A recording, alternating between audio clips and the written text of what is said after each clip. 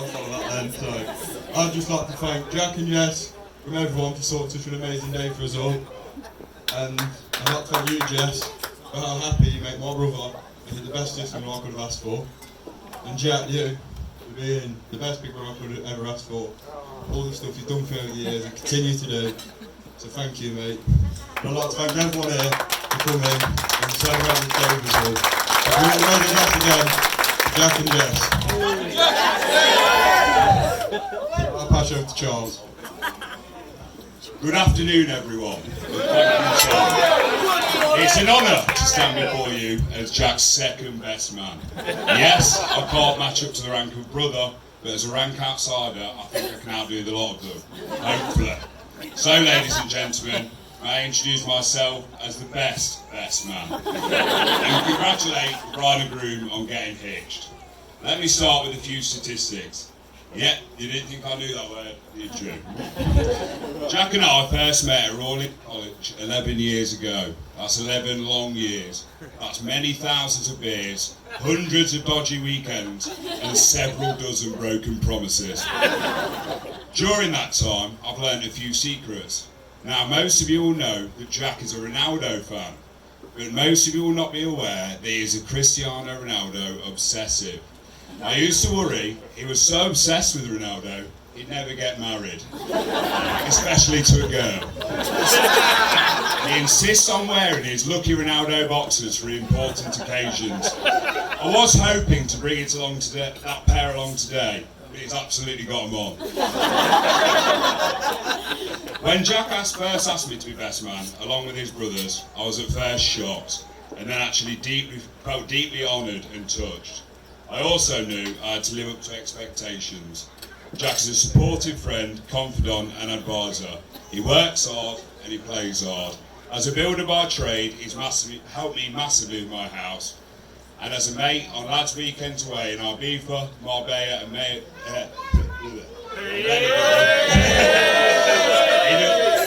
he does two things very well, drinking and sleeping. So these are the two most distasteful things about Jack that, as a best man, I can find to say: drinking and sleeping. 8 years ago, Jack and I were excited about going to a Take That concert. My parents were with us, but we didn't think ahead. We'd spent the night before on the tiles imbibing a little too much. The Etihad Stadium was erupting, everyone was up, dancing, singing and having fun. We weren't.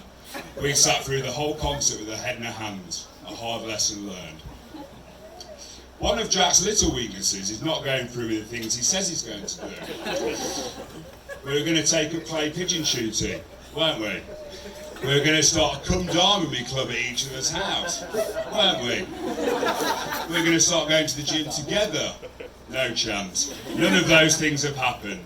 So when Jack confided in me in a drunken moment at Simon's Stag Do that he was going to propose to Jess, I had my doubts. But what a remarkable achievement.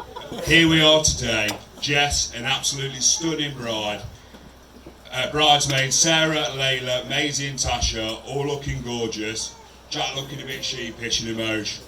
But hey ho, the wedding of the year has happened. Ladies and gentlemen, I propose a toast to Jack and Jess.